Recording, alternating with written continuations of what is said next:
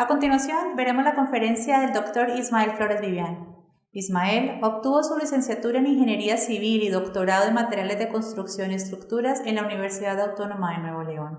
El doctor Ismael realizó una investigación postdoctoral en la Universidad de Wisconsin-Milwaukee en Estados Unidos, donde trabajó con compuestos de cemento subhidrofóbicos, cenizas volantes en pavimentos asfálticos, mezclas de pavimentos de concreto hidráulico, entre otros. El doctor Ismael se graduó con honores en su disertación sobre síntesis de nanopartículas de óxido de silicio y su efecto sobre las propiedades de microestructura, reología y mecánica de materiales a base de cemento.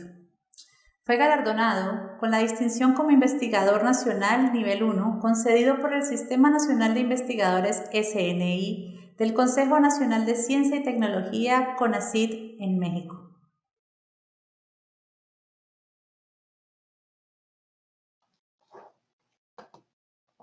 Hola, ¿qué tal? Buen día. A continuación, voy a presentar mi conferencia sobre materiales sustentables en la construcción, pero primero quiero agradecer a todos ustedes por atender a esta charla y a los organizadores del evento. Muchas gracias. Entonces, mi nombre es Ismael Flores Vivian y además de ser profesor e investigador en la Universidad Autónoma de Nuevo León, también soy coordinador del Laboratorio de Investigación e Innovación de Materiales de Construcción, en ella damos servicio a la industria y también apoyamos a las investigaciones que realizan algunos tesistas en el área de posgrado de la Facultad de Ingeniería Civil. Mi charla es, como ya mencioné, sobre materiales de construcción y tenemos que enfocarnos sobre esa área porque durante la construcción de edificios consumimos muchos recursos naturales, algunos entre ellos están la madera, minerales, piedras, agua y también energía que puede ser no renovable. Y además de eso, pues también producimos muchos desperdicios, emisiones durante la construcción y todavía durante la vida útil del edificio. Entonces, tenemos que buscar materiales sostenibles, los cuales sean respetuosos con el medio ambiente o que tengan un bajo impacto ambiental y que además de que sean duraderos, reutilizables o reciclables, quizás puedan tener dentro de su composición algún material que se pueda reciclar, quizás no en mucho porcentaje, pero eso sería un reemplazo de un material virgen, por así decirlo, y que otras de los puntos importantes es que sean materiales locales. Dentro de los materiales locales podemos ubicar el suelo, la tierra, el adobe, madera, entre otros como el bambú, la paja, el acerrín, y que estos a su vez no se puedan estropear por las temperaturas, por las humedades.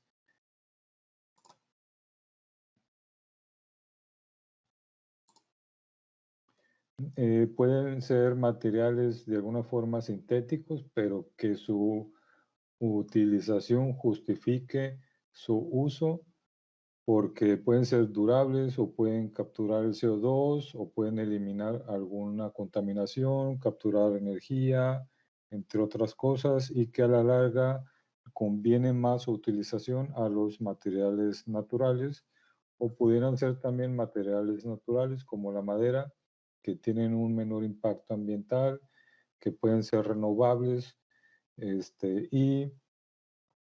y que de alguna forma nos tenemos que cerciorar que no provengan en este caso de la madera, de alguna tala indiscriminada. Podemos tener residuos que vienen directamente de la producción de los materiales de construcción, pueden ser demoliciones o durante la misma fabricación de los materiales, pudiéramos tener subproductos o desperdicios. O pudiéramos tener no solamente de los materiales de la construcción, sino de algunas otras industrias, como pueden ser las cenizas, el barro, entre otras cosas. Podemos poner, por ejemplo, uno de esos materiales sustentables son, ya lo había mencionado, la madera, pero también pueden ser fibras vegetales como el bambú, el coco, fibras de agave, de lechuguilla, y que pudiéramos quizás mezclar con algún cementante y por las características de esos materiales que son porosos en su mayoría, pues pueden funcionar con algún sistema de aislante. Uno de los primeros casos que me gustaría mencionar es el de la paja, que algunos quizás lo puedan conocer como paca, baldes fardos de paja. Es que estos pueden ser reemplazados en una construcción para crear las paredes y esas paredes serían estarían sustituyendo a otros materiales como el concreto, madera, yeso, fibra de vidrio y piedra por un material renovable. Aquí les presento una caja donde se ve la persona que está asegurando o anclando la paja que en este caso se está colocando sin ningún recubrimiento superficial. También este mismo material, por ser poroso y este, pues nos permite tener un mejor aislamiento, ya sea en cualquier clima, ya sea cálido o frío. Y en caso de que se llegara a dañar o estropear, pues se puede reemplazar fácilmente por ser un producto renovable. Por lo general, en la paja se comprime y se puede utilizar en dos maneras. Una de ellas es como un relleno para alguna cavidad, o sea, es un material que no estaría expuesto a ninguna solicitación mecánica, o puede estar combinado con algún cementante, con materiales adicionales para que tenga una cierta capacidad estructural. Por lo general, como lo muestro en la imagen, tenemos que la mayoría de las cargas o de las solicitaciones mecánicas las recibe lo que son los postes de madera en este caso y las vigas, siendo más comúnmente que la paja sea más bien utilizada como un relleno en la edificación. Se pudiera tener algún recubrimiento, como se ve en la imagen, ahí se le pone una malla de fibra para que el recubrimiento se pueda mantener. Entonces el recubrimiento puede ser estuco, yeso, arcillas o algún otro tratamiento. Más sin embargo, la misma madera que puede tener una cierta capacidad de flexión puede estar comprimiendo a la paja y puede ocurrir alguna sedimentación. Lo importante en este caso, en este material, es que el material se conserve seco y que entonces, dependiendo de la situación o de la vivienda o del medio ambiente, nos conviene que no tenga este recubrimiento para que si se llega a almacenar algo de humedad dentro del material, no se llegue a echar a perder. Y quedando abierto sin el recubrimiento, pues puede circular fácilmente el aire, ayudando a la evaporación de cualquier humedad atrapada dentro del material. Otra fibra natural es el bambú, que pues tiene una gran resistencia a la tensión. También es ligero, está hueca en el centro del material y es un material renovable en el cual, como lo mostraba en la imagen anterior, pueden ser edificaciones no solamente de un piso, pueden ser varios niveles y que por dentro pudiéramos tener hasta estructuras muy abiertas por su capacidad a la tensión y por su ligereza de material. Y como es un material renovable, alguno de estos estructuras o elementos que pudieran fallar, deteriorarse por algún impacto o algo así, se puedan reemplazar fácilmente Sin embargo, como es un material natural, pues debe de estar seco. Igual que la paja, tiene que estar por encima del nivel del suelo para que no esté expuesto directamente a la humedad del suelo. Pudiéramos utilizar membranas a prueba de humedad para evitar eso, o podemos tener algunos sistemas de construcción para evitar el acumulamiento de la humedad con un buen goterón, tener buenos voladizos o inclusive llegar a impermeabilizar el material. Dentro de para que este material sea durable, por lo general se selecciona un bambú maduro que se considera maduro entre los 3 a 5 años de edad. Esa edad es ideal porque el material se contrae menos cuando se llega a secar y tiene un bajo contenido de almidón y azúcar que lo hace menos propenso a que los insectos lo puedan atacar. Si,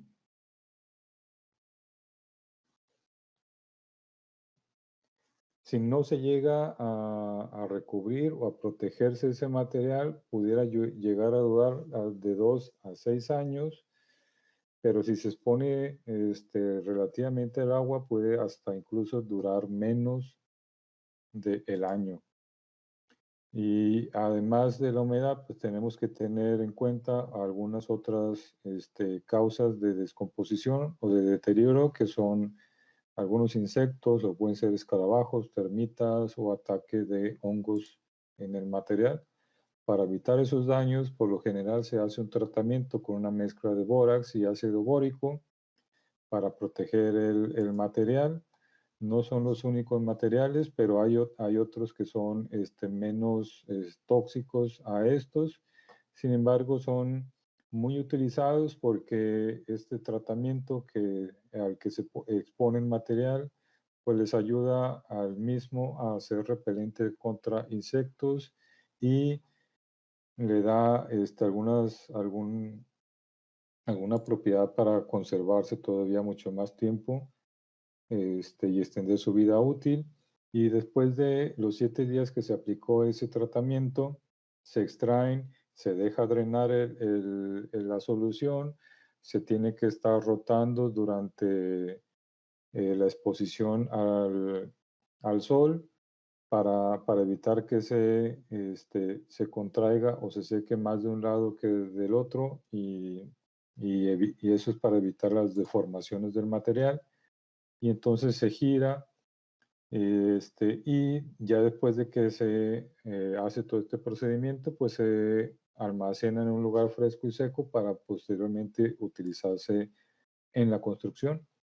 Ya vimos algunos casos de materiales naturales, pasamos a materiales sintéticos que hay que reutilizar, como sería el plástico, y parte de este material se puede utilizar en materiales de construcción que no requieran de tanto desempeño mecánico, como pueden ser tejas para techo, donde estarían apoyadas en una superficie y que por su rápida, porque son muy ligeros, se pueden instalar fácilmente y al estarse reutilizando este material, pues se reduce la huella de carbón.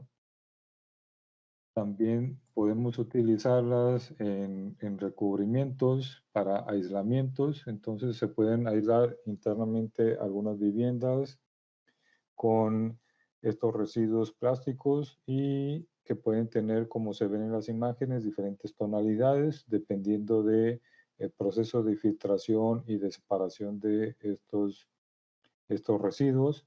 Y también por ser muy ligeros, pues pueden instalarse fácilmente y tener un largo periodo de vida útil, además de elementos que no puedan estar expuestos a solicitudes mecánicas considerables, como ya las presenté, pues podemos tener otros que se pueden mezclar con el concreto o hormigón, depende de dónde nos estén viendo, y que esa reutilización en estos materiales evitaría entonces la utilización de polímeros virgen y con eso se reducen las emisiones. También se reduce el espacio en los vertederos porque ya no se está almacenando este material ahí. Se reduce el costo al no utilizar plástico virgen y básicamente se encapsula estos materiales en posibles bloques como los que estoy presentando en esa imagen. Con esa imagen podemos decir que se pueden entonces formar ladrillos con plástico reciclado y esos ladrillos quizás hasta nos puedan servir como si fuera una estructura de Lego para ir armando poco a poco una vivienda que por ser materiales relativamente ligeros igual se puede hasta agilizar el proceso de construcción. Se pueden poner también aditivos a los plásticos para hacerlos más resistentes al fuego y por estar utilizando materiales reciclados, igual y hasta puede ser hasta más ecológico. O se pueden incorporar plásticos reciclados en pavimentos asfálticos como los que se ve en la imagen que acabo de mostrar. Por cierto, hablando de pavimentos asfálticos, les cuento esta pequeña historia donde cuando fui a hacer un postdoctorado a Estados Unidos, dentro de esa etapa en la que estuve allá, hubo unas fuertes lluvias, un fenómeno natural muy significativo y en una industria, en una carboeléctrica precisamente, se deslavó un cerro donde estaba almacenado ceniza volante de la que produce esa carboeléctrica. Entonces, aquí viene la nota que esa ceniza volante se esparció sobre el lago Michigan. Entonces, aquí está un alejamiento a la imagen. Entonces, aquí fue donde sucedió el percance en la zona amarilla y del lado derecho se ve medio borroso, pero ahí está el lago Michigan, a donde fue a parar esta ceniza volante. Y entonces en las notas hablaban que no solamente la ceniza de la carboeléctrica, que es uno de los subproductos de esas compañías, no solamente eso, sino también tierra y lodo se fue a parar al lago Michigan y empezaron a surgir notas donde esa misma ceniza y esos materiales pudieran tener plomo y mercurio y que no era el único caso. También hay otra carboeléctrica en el Valle de Tennessee, en Estados Unidos, que también derramó mucha cantidad de lodo de ceniza, dañando a la fauna y a viviendas a su alrededor. El detalle, además de que tenga esos materiales de plomo y mercurio, es que pueden causar problemas cancerígenos o problemas al sistema nervioso, a los riñones y contaminación de la sangre. Entonces, lo que hicimos en esa ocasión es, había la duda de que el cemento Portland pueda encapsular esos materiales porque puede llegar a tener unas ciertas porosidades. Entonces, lo que propusimos en esa investigación fue mezclarlos en mezclas asfálticas. Como se ven aquí, las pelotitas de color claro es la ceniza volante y el material un poquito más oscuro es el cementante asfáltico.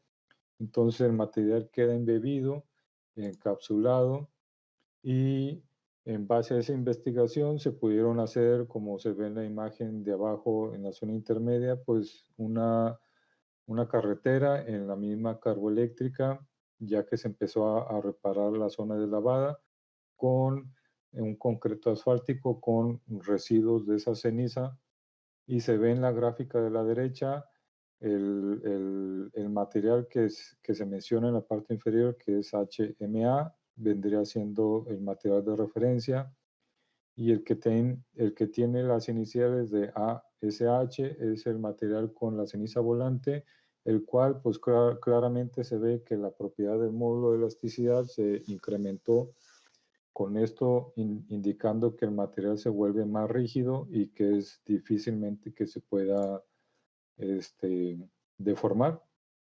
Otro de los materiales que me gustaría compartir con ustedes es la tierra compactada, que se ha utilizado desde en nuestros antepasados. En China está el mejor ejemplo, la muralla de China, donde sí pueden tener piedra en la superficie, pero el centro está rellenado con arena y tierra compactada, y que pudiera entonces así, aparentar o ser muy similar al concreto y que para poderlo fabricar, así como la muralla china, tenemos que tener una cimbra o un encofrado y compactarlo en la zona en que se está aplicando.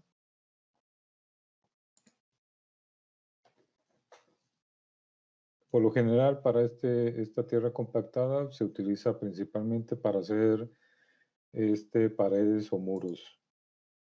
Y aquí tengo una imagen en donde la persona está compactando, donde se compactó la arena y ya nada más está quitando la cimbra. Vean que van por capas, se ven como si fueran diferentes capas, y es que se pone un material a lo mejor de 5 centímetros o un poco más de espesor, y se va compactando hasta quedar de esa forma. Los materiales para poder hacer ese muro, por lo general son arena y grava, y, y se utiliza arcilla, y con la arcilla para estabilizarse se agrega algo de cemento, cal, polímeros o algún otro material cementante para lograr una estabilización. Claro que a diferencia de la paja o el bambú, que pudieran verse deterioradas por la humedad, la tierra compactada tiene buenas prestaciones en un clima de alta humedad y temperaturas moderadas, aunque se puede llegar a impermeabilizar para tener una mejor durabilidad del material, y también se pueden fortificar con alguna fibra natural como el bambú, por ejemplo, o tener una armadura, alguna malla electrosoldada o varillas para darle más integridad y seguridad al material.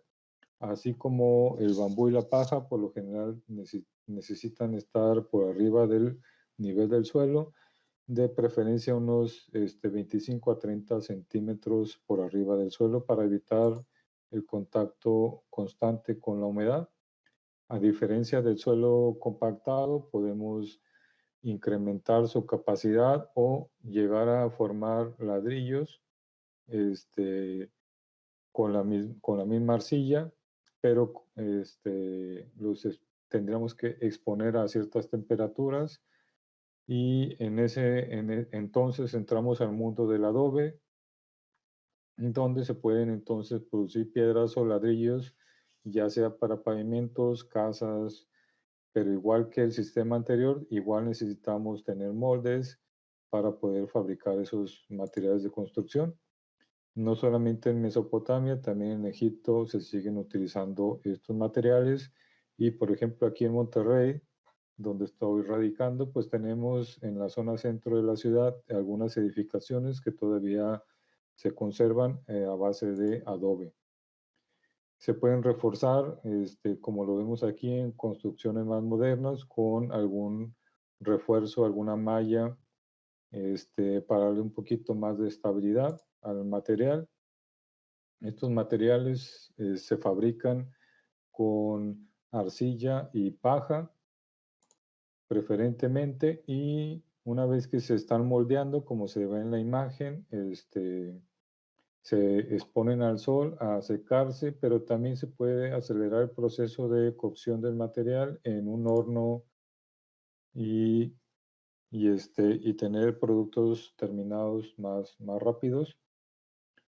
Una vez que se endurece el material, pues se puede, como cuando se está haciendo el zarpeo o aplicando un estuco, se puede flotear el material. También el adobe, tenemos en la imagen de la derecha un material sin un suavizado al final, y el bloque de la izquierda ya con las superficies relativamente suaves.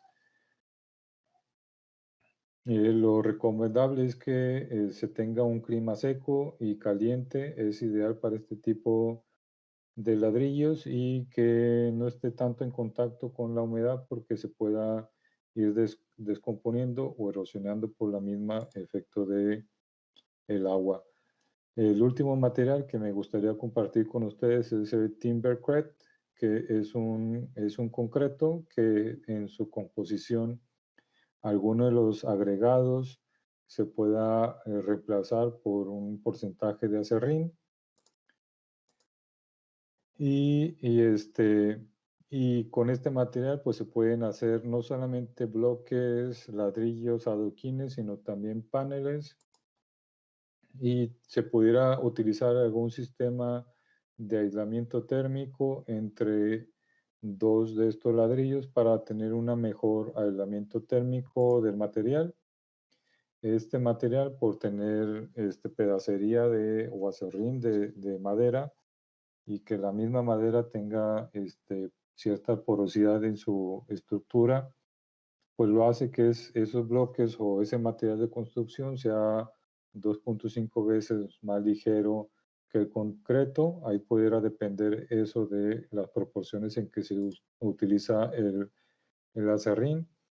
Tiene, por lo mismo que está mezclado con cemento Portland y agregados, pues tiene una adecuada resistencia al fuego. Y además también un aislamiento térmico muy adecuado para poder estar expuesto a diferentes sistemas de medio ambiente, o tener un buen ahorro en los sistemas de calefacción y aire acondicionado. Nada más si tenemos que elevar un poquito la estructura en la que se utilice ese material para que no esté en contacto con la humedad del suelo, y cabe la posibilidad de poder tratar este material y sellarlo superficialmente para evitar la penetración del material. Les agradezco mucho la atención. Dejo mis datos, mi correo electrónico, por si tienen más información. Saludos cordiales y muchas gracias. Hacer que la industria de la construcción adopte, entendiendo que ellos piensan que los costos iniciales son altísimos comparados con los sistemas tradicionales de construcción.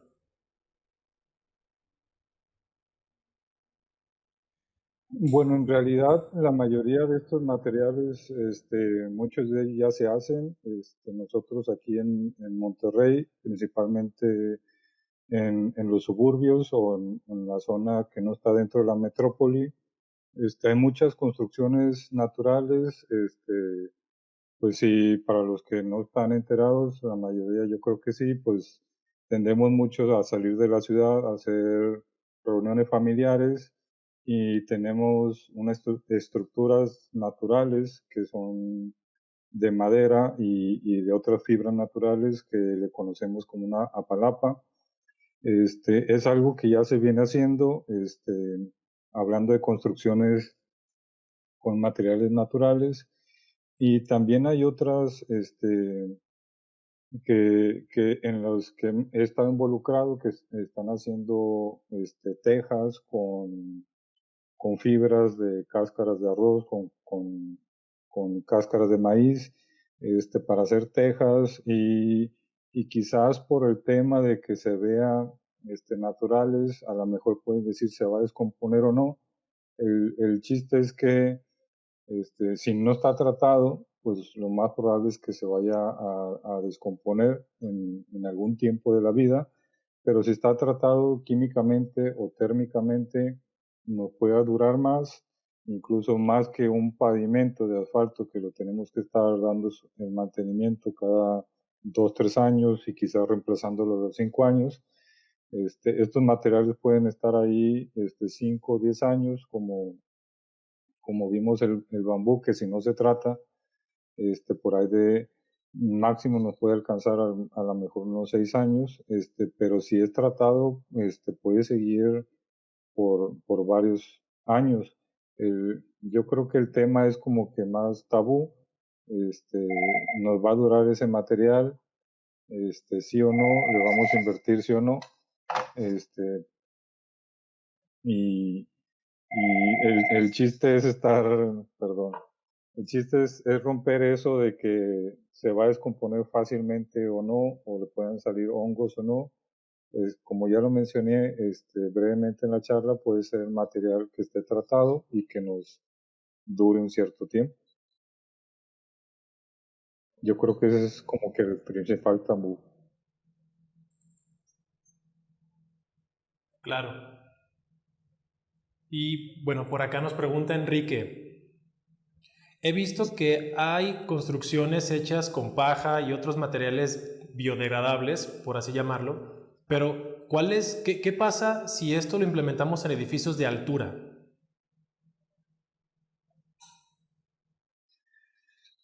Bueno, en edificios de altura, obviamente no podemos, o sea, necesitamos que las estructuras, que los firmes, que las columnas tengan una muy buena capacidad mecánica.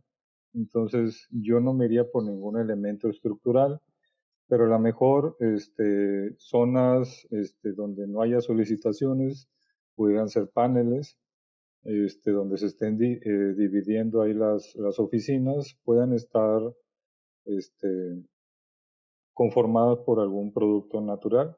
No tiene que ser, como lo mencionaba al principio, no tiene que ser 100% natural. Puede ser un material sintético que nosotros estemos fabricando, pero que dentro de él, en el material, haya algún material quizás orgánico o que se pueda reciclar. Y ya con eso estamos colaborando para que la construcción sea este, en algún grado lo más que se pueda sustentable.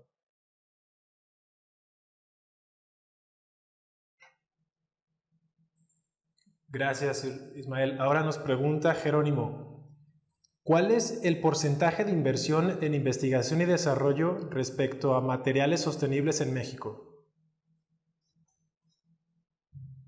En números no me lo sé, pero sí hay se está investigando mucho porque tenemos no solamente residuos industriales, sino naturales que a veces no tenemos cómo deshacernos de ellos, los quemamos, los almacenamos.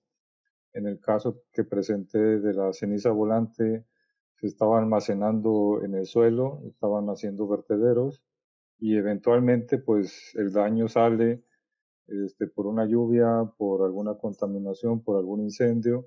Entonces aquí en la universidad se están haciendo investigaciones para no solamente utilizar materiales orgánicos ya tratados, sino pueden ser también cenizas o pueden ser residuos naturales. En mis trabajos de investigación con mis tesistas también realizamos la reutilización de subproductos de la industria. En cifras, ahí se me va el dato. Eh, si me pasan los datos de la persona que hizo la pregunta, pues más adelante yo creo que le puedo responder mejor.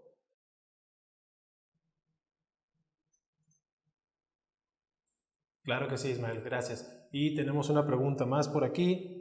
Pregunta Josué, ¿crees que los reglamentos de construcción en México lleguen a cambiar donde se exija un porcentaje de materiales sustentables?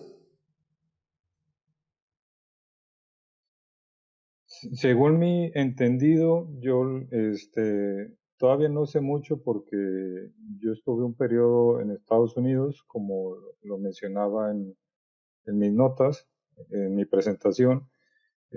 Tengo más o menos 5 años aquí y dando clase y todo eso. Entonces, tengo entendido que Infonavit ya tiene, por ejemplo, unas edificaciones, un reglamento verde para que al menos térmicamente hablando, y los materiales que se utilicen, pues tengamos un beneficio natural a pesar de que se está consumiendo materia prima para la construcción de casas, pero quizás el recubrimiento, el estuco, el impermeabilizante, nos pueden dar beneficios adicionales al medio ambiente, como materiales que atrapen el CO2, materiales que destruyan o descompongan parcialmente o totalmente algún contaminante, vía aérea, sólido o líquido. Pero no solamente en México, sino en todo el mundo, es que nosotros tenemos códigos con materiales en la construcción que se han investigado mucho, que se han hecho pruebas y que después de todas esas pruebas ya no hay pretexto para no utilizarlos. Lo podemos utilizar fácilmente, como es el cemento Portland. Lo que nos está faltando es seguir investigando para tener todas las armas de decir por qué sí debemos utilizar estos materiales y que se incorporen entonces en algún código de construcción. Entonces eso es lo que falta, invertirle a la investigación. Y por aquí nos pregunta Abraham, ¿la resistencia del concreto baja si se le agrega el plástico reciclado? ¿Y qué tipo de plástico se debe agregar?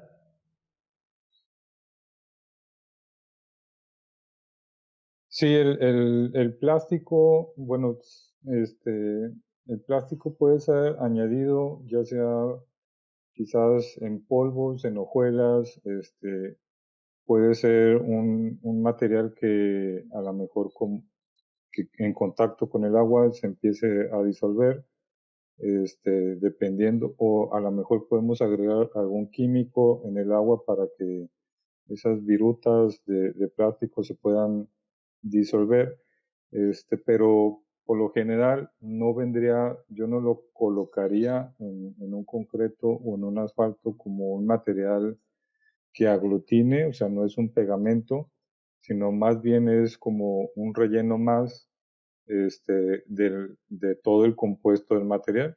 Entonces, también dependiendo de qué tan grande pudieras tú conseguir o qué tan pequeño tú puedas conseguir ese plástico, lo puedes sustituir parcialmente por un agregado mineral y ya dejas de consumir piedra natural, o puedes sustituirlo como un material muy fino, y ahí quitas la arena de río que a lo mejor pudieras estar utilizando en tu material a cambio de esos materiales.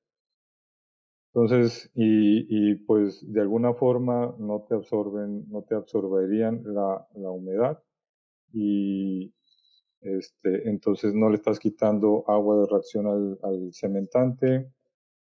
Entonces pudiera bajar, porque a lo mejor son un poquito más suaves, un poquito más flexibles, también depende del polímero que estés reciclando. El chiste del reciclaje es que dependiendo de dónde lo estás reciclando, si es un material que es un desecho de alguna industria, por lo general viene de alguna forma limpio, no está contaminado. Pero si viene de algún vertedero, pues puede tener algo de comida en estado de descomposición, puede tener sólidos, algún líquido. Entonces hay que primero limpiarlo, procesarlo y irlo rebanando según las necesidades para el proyecto o para el material que desees utilizar.